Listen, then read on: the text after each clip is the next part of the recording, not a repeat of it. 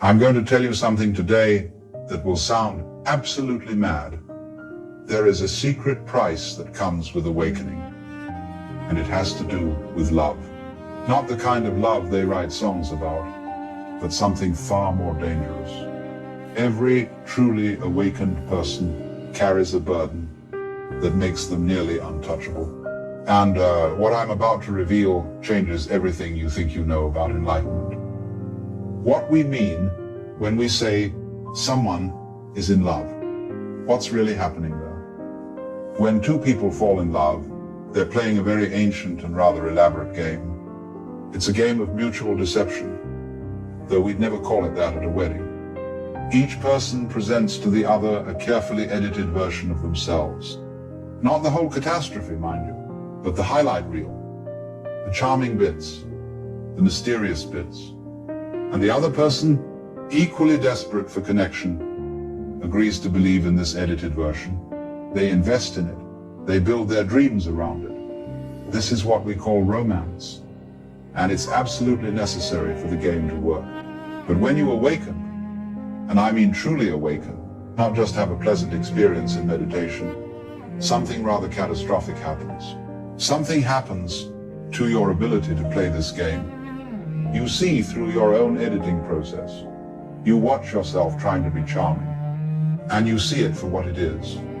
A performance, a mask, a clever little dance you've been doing since you were old enough to realize that certain behaviors get approval and others get rejection.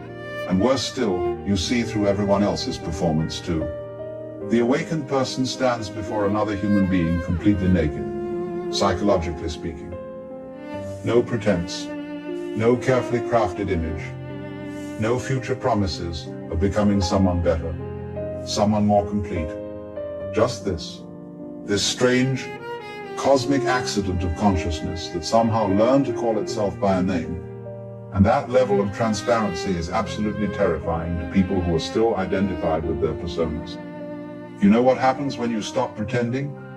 When you stop playing the game of I am this kind of person and I'm looking for that kind of person, people don't know what to do with you. They can't get a grip on you. It's like trying to nail Jell-O to the wall.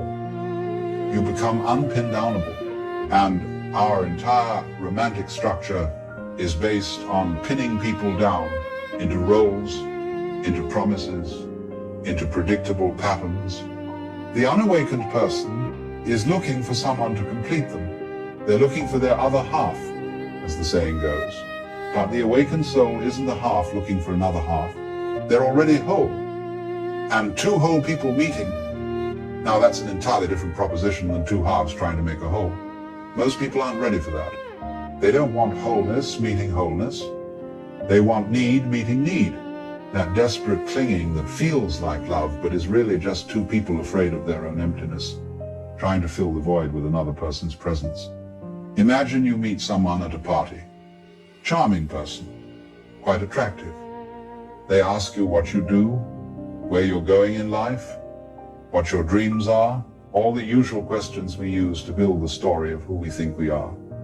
Now, if you're awake, you realize you can't answer these questions honestly without sounding like you've lost your mind. You see, people want to date a character in a novel, not the space between the words. They want someone with a story they can follow, a trajectory they can predict, a future they can imagine. The awakened person has no story. They're just here, now, being whatever is happening. The more you see through the illusion of the separate self, the less you can participate in the usual dance of relationship. Because that dance requires two people who believe they're separate selves. It requires someone who can say, I need you, and mean it in that desperate, hungry way that makes for great poetry and terrible relationships. The kind of need that keeps the whole machinery of romance grinding along. That beautiful, tragic need that spawns 1,000 love songs and 1,000,000 broken hearts. It's the fuel that the entire romantic industrial complex runs on. But when you've awakened, you can't say, I need you in that way anymore. Not because you're cold or detached, but because you've seen that the I who would need and the you who would fulfill that need are both characters in a play. You've walked backstage and seen the ropes and pulleys. You can't unsee that. And you can't pretend you haven't seen it just to make someone feel comfortable. So you stand there, utterly available, completely open, but somehow impossible to possess. And possession, my friends, is what most people mistake for love. Think about the language we use. My girlfriend, my boyfriend, my wife, my husband. We speak of human beings if they were property. And when someone leaves us, we feel robbed, betrayed, as if something that belonged to us has been stolen. The awakened person cannot be owned because they don't even own themselves. How can you possess someone who has realized they don't exist as a separate, solid entity?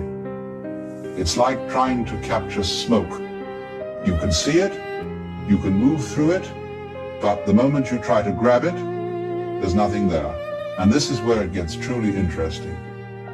The awakened person loves, oh yes, they love more deeply than you can imagine. But it's a love without hooks, a love without agenda, a love that doesn't ask anything in return because there's no separate entity there to receive anything. It's like the sun shining. The sun doesn't decide to shine on you because you've been good or withhold its light because you've been bad. It just shines. That's what it does. And the awakened person loves in this same unconditional, indiscriminate way. But you see, most people don't want that kind of love. They want the other kind. The kind with conditions. The kind that says, I love you because you make me feel complete. I love you because you validate my existence. I love you because when I'm with you, I can forget the gnawing anxiety that I might not really exist at all. That's the love that comes with strings attached, with contracts written in invisible ink, with expectations that neither party can ever quite articulate but both understand perfectly. It's a business arrangement disguised as romance. The awakened soul cannot enter into this arrangement, not because they're superior or enlightened in some holier-than-thou sense, but because they've seen through the very mechanism that makes the arrangement possible. They can't fake the neediness.